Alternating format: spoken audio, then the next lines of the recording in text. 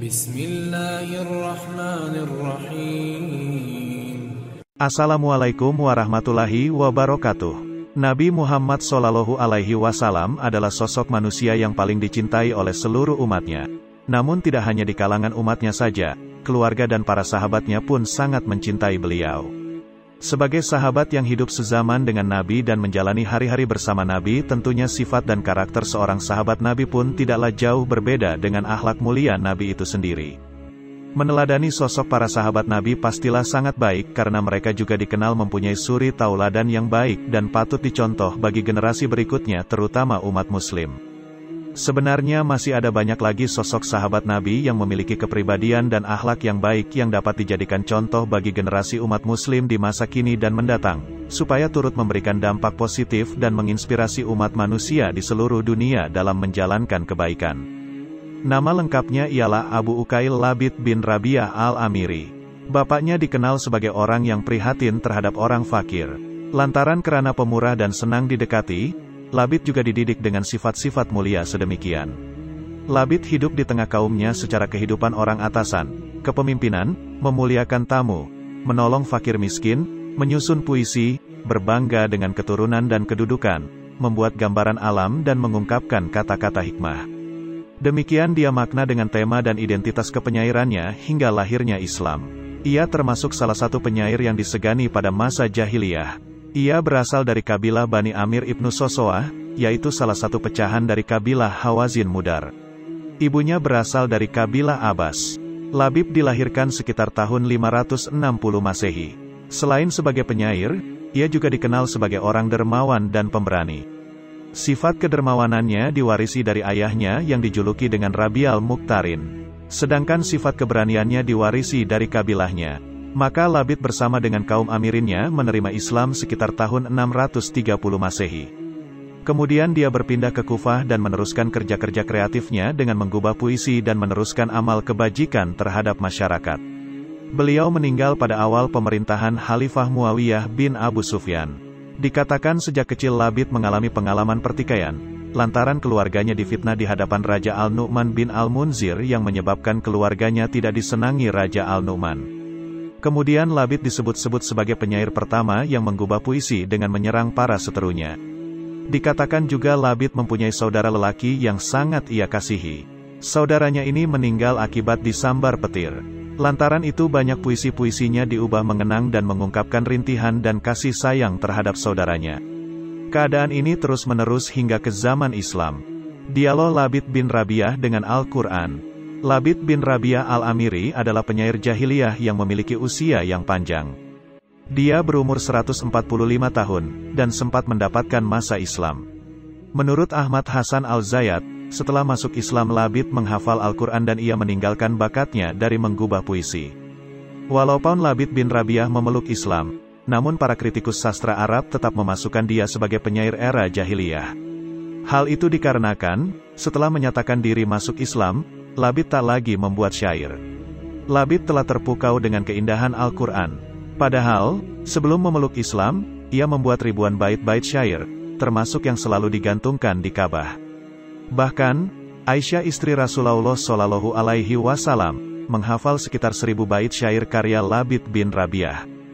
Satu-satunya bait syair yang dibuat oleh Labid bin Rabi'ah setelah ia masuk Islam adalah berikut ini. Segala puji bagi Allah, yang belum mempertemukanku kepada ajalku, sampai aku mengenyam dalam Islam nafas kedamaian. Pada masa permulaan Islam, puisi-puisi Labid bin Rabi'ah sudah banyak terpengaruh oleh gaya bahasa Al-Quran dan isinya banyak mengandung ajaran-ajaran yang bernafaskan Islam. Dikarenakan setelah memasuki Islam, Labid lebih tekun mempelajari ajaran-ajaran agama Islam yang terkandung dalam ayat-ayat suci Al-Quran, seperti dalam salah satu bait-bait puisinya yang menerangkan keimanannya terhadap hari kebangkitan di bawah ini. Sesungguhnya segala sesuatu selain Allah pasti akan lenyap dan setiap kenikmatan pasti akan sirna. Dan pada suatu saat, setiap orang pasti akan didatangi oleh maut yang memutihkan jari-jari. Setiap orang kelak pada suatu hari pasti akan mengetahui amalannya jika telah dibuka catatannya di sisi Tuhan.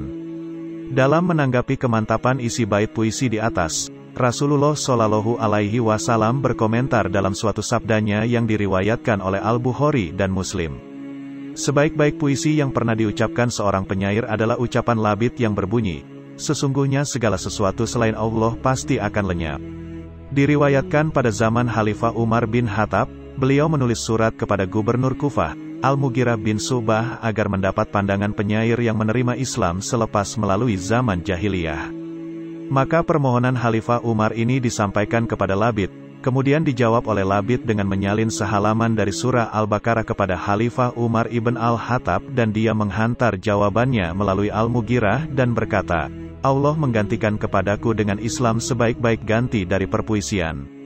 Banyak sekali pendapat yang mengatakan Labid tidak meneruskan karirnya di dalam perpuisian setelah masuk Islam. Namun hal ini juga memperoleh perbedaan pendapat. Pasalnya, terdapat gubahan-gubahan puisi beliau selepas ia masuk Islam. Umpamanya ia mengungkapkan, "Adakah tidak selepas hidup 100 tahun umur panjang?" Melengkapkan dengan 10 tahun lagi tambahan. Dan dia mengungkapkan lagi selepas umurnya bertambah, "Jemuku dari kehidupan oleh umur panjang." Bertanya orang bagaimana dengan Labid? Tewas lelaki sedang dia tetap berterusan. Masa berubah bilangan bertambah. Hari kulihat datang bertukar malam. Keduanya pergi tetapi tetap datang kembali. Setelah Labid melalui zaman jahiliyah hingga 90 tahun dan di penghujung hayatnya ia berkomitmen dengan Islam. Antara puisi-puisi akhirnya dia mengungkapkan puisi yang dituju kepada dua anak perempuannya ketika akhir ajalnya. "Bercita kedua anakku agar ayah terus hidup. Adakah ayat dari Rabi'ah atau Mudar? Apabila hampir masa matinya ayah kamu, janganlah berubah wajah, jangan mencukur rambut. Katakanlah dia adalah orang yang tidak mendaratkan jiran, tidak hianatkan kawan dan tidak menipu teman. Sempurnalah putaran zaman, selamatlah kalian. Siapa yang tidak sempurna hidup kelilingan pohonlah kemaafan." Bagaimana dikatakan dia tidak mengungkapkan puisi selepas Islam? Menurutnya, kami melihat dia terus menggubah puisinya selepas Islam. Siapa yang mengambil tadabur dari puisinya niscaya mengetahui bahwa puisinya bernafaskan keislaman. Puisi Labid bin Rabi'ah, "Sesungguhnya takwa kepada Tuhan sebaik pencapaian. Dengan izin Allah berkat perjalanan lambat atau cepat. Aku puji Allah yang tiada ada bandingan baginya. Di tangannya kebaikan, apa yang dia kehendak berlaku.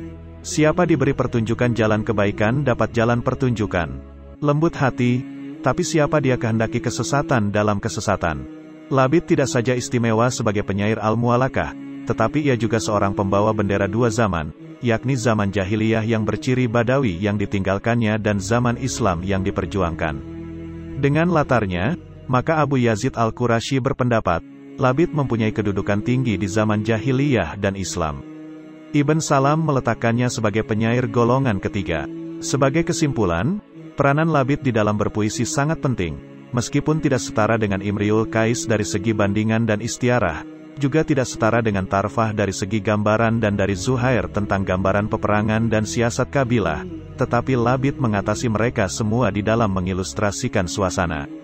Ia istimewa dari segi rintihan dan serta nasihat dan mencetuskan hikmah yang mendalam dan mengukuhkan keimanan terhadap Allah. Akhirnya, Labid bin Rabi'ah mengembuskan nafas terakhirnya di Kufah, Irak pada sekitar tahun 661 Masehi atau 41 Hijriah. Terima kasih yang sudah menonton video-video kami, semoga dapat terhibur dan menambah wawasan kalian. Maka dari itu bergabunglah bersama kami, jangan lupa like, komen dan subscribe dan nyalakan lonceng notifikasinya. Assalamualaikum warahmatullahi wabarakatuh.